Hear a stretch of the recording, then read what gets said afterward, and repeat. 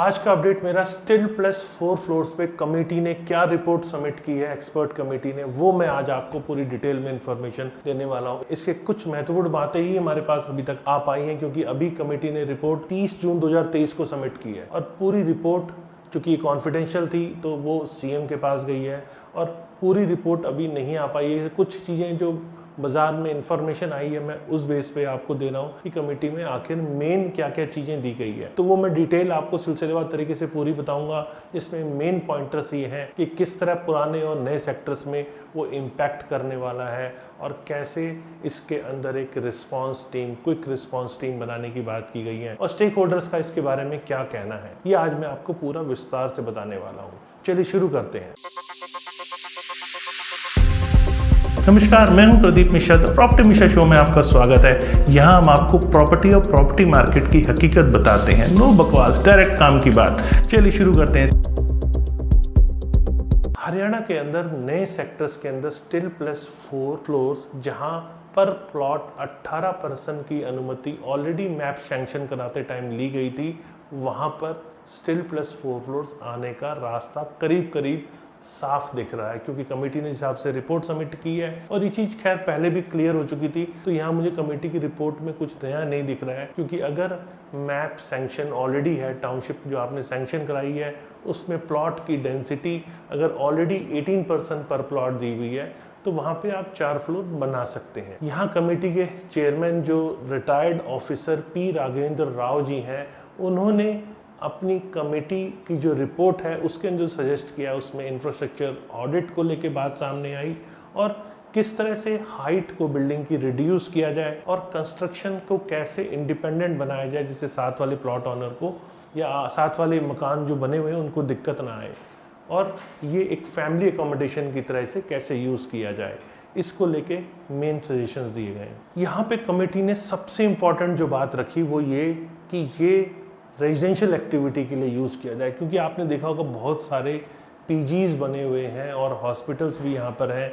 एक फ्लोर के ऊपर 4-4 यूनिट बनी हुई है। इसको लेके कमेटी ने बहुत बड़ा एक रिकमेंडेशन दिया है कि ये पूरी तरह से फैमिली एकोमोडेशन के लिए यूज किया जाए। कमर्शियल एक्टिविटी यहाँ किसी भी तरह से ना हो, मतलब school, hospital, hostel, PG services, इस टाइप में कहीं ये चीजें यूज ना हो। एग्जिस्टिंग जो सेक्टर्स हैं, जो 1 से 58 सेक्टर हैं, उनको लेके कहा गया कि यहाँ पर जहाँ 12 मीटर की रोड है वहाँ स्टिल प्लस 4 फ्लोर्स लाए जा सकते हैं, लेकिन सब्जेक्ट टू इंफ्रास्ट्रक्चर ऑडिट, मतलब वहाँ एक ऑडिट होना जरूरी है। अगर इन ऑडिट में ये चीज़ सामने आती है कि electricity, water, sewerage, drainage system या फिर रोड्स अगर प्रॉपर सफिशिएंट है तो पुराने सेक्टर्स में 12 मीटर के रोड के ऊपर इसको लाया जा सकता है। ये चीज़ उसके अंदर क्लियर अपने रिपोर्ट में सबमिट की गई है। लेकिन पुराने सेक्टर्स में ज़्यादातर जो रोड हैं वो इंटरनल रोड्स जो आपके प्लॉट के सामने होती है वो 9 मीटर की होती है।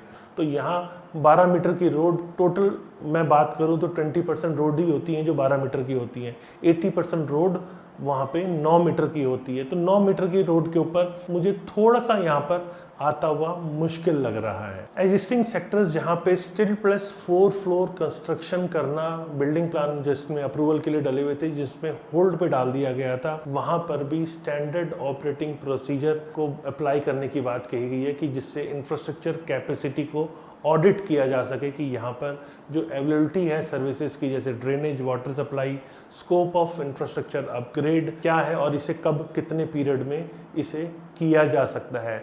तो यहाँ पर इसको भी ऑडिट कैसे किया जाए और इसको ऑडिट करने की ज़रूरत है, ये चीज़ रिपोर्ट के अंदर सबमिट की गई है। फिर ऑडिट रिपोर्ट के बाद डीसी के पास ये पावर दी गई है कि अगर उनको ये लगता है कि वहाँ पे स्टिल प्लस 4 फ्लोर्स की परमिशन देनी है तो उन पुराने सेक्टर्स में भी वो ऑडिट रिपोर्ट को वेरीफाई करके वहाँ पर स्टिल प्लस 4 फ्लोर्स की परमिशन दे सकते हैं।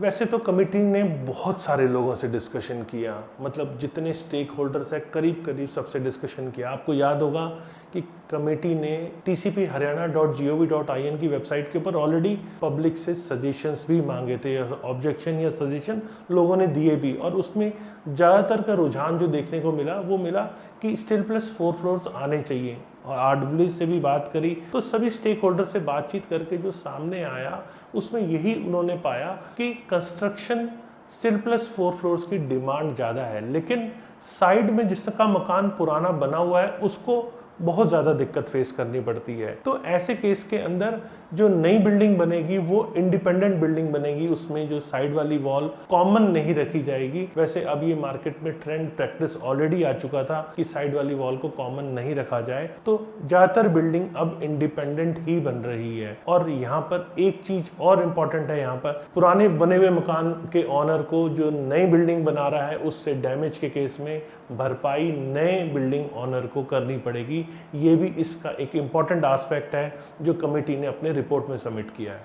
यहाँ पर कमेटी ने ये भी पाया जब स्टेक होल्डर से बातचीत की कि यहाँ पर जो सनलाइट है और जो एयर वेंटिलेशन है वो कहीं हद तक ब्लॉक हो जाता है, तो इसका भी सॉल्यूशन उन्होंने सजेस्ट किया है। पहले आपने देखा होगा 16.5 मीटर की बिल्डिंग की हाइट परमिसेबल थी, लेकिन अब रिकमेंड किया गया है कि उसकी हाइट को रिड्यूस करके 15 मीटर कर दिया जाए। अब 15 मीटर होने से क्या फ़र्क पड़ता है, मतलब आप ये मान के चलिए कि आपकी छत की जो हाइट है वो 9 फीट की रह जाएगी। वैसे 1.5 साल पहले 16.5 मीटर की अप्रूवल आई थी, जिससे थोड़ा सा हाइट में लोगों को एक अच्छा फील हो रहा था, थोड़ा बेटर निकल के घर आ रहे थे, लेकिन वापस उसे 15 मीटर का सजेशन दिया गया। तो ये एक इम्पॉर्टेंट चीज़ है जो इसमें सजेशन दिया गया। इससे बिल्डिंग के ऊपर प्रेशर कम पड़ेगा, इंफ्रास्ट्रक्चर लोड जो बिल्डिंग के ऊपर जो लोड पड़ता है वो लोड कम पड़ेगा, और हाइट कम होने से प्रॉपर सनलाइट और एयर वेंटिलेशन का स्कोप बना रहेगा। कमेटी ने ये भी पाया कि बहुत जगह बेसमेंट के अंदर इलीगल कंस्ट्रक्शन है। मतलब अगर इलीगल कंस्ट्रक्शन है वहाँ पर,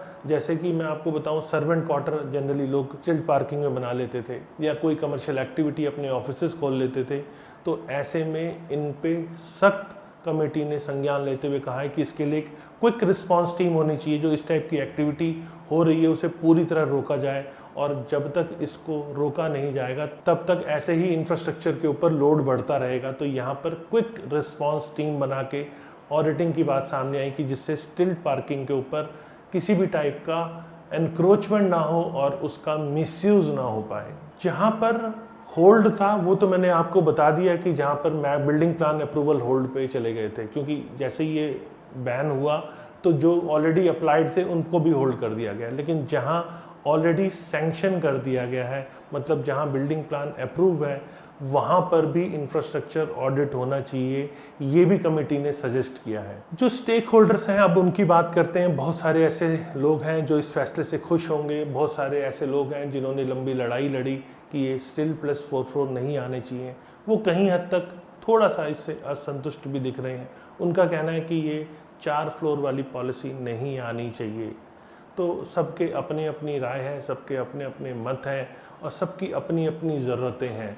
तो ओवरऑल अब कमेटी ने रिपोर्ट सबमिट की है, और भी ऐसी बहुत सारी चीज़ें जो अभी क्लियर नहीं हैं, जैसे दीनदयाल के ऊपर क्या किया जाएगा ये अभी तक नहीं बाहर आ पाया। ऐसा नहीं है कि कमेटी ने अपनी रिपोर्ट में सबमिट नहीं किया है, कमेटी ने रिपोर्ट में सबमिट किया है, क्योंकि अब ये रिपोर्ट सबमिट हुई है सीएम के पास। फाइनल डिसीजन सीएम क्या लेते हैं उसके बाद ही वो चीज़ क्लियर हो पाएगा, और मैं तब भी आपको पूरी डिटेल दूंगा, क्योंकि हर बार स्टिल प्लस 4 पे क्या क्या अपडेट हुआ है मैंने रेगुलर आपको बताया है। तो तब भी बताऊंगा जब सीएम फाइनल इसको कर देंगे तो उसका आप पे क्या इम्पैक्ट पड़ने वाला है, ये सब भी मैं आपसे रेगुलर शेयर करूंगा। उम्मीद है आपको मेरा वीडियो पसंद आया होगा। अगर वीडियो पसंद आया तो लाइक कीजिएगा, कमेंट भी करके मुझे बताइएगा वीडियो कैसा लगा। फ्यूचर में और ऐसे रेगुलर वीडियोस देखने के लिए आप सब्सक्राइब कीजिए। नमस्कार, जय हिंद।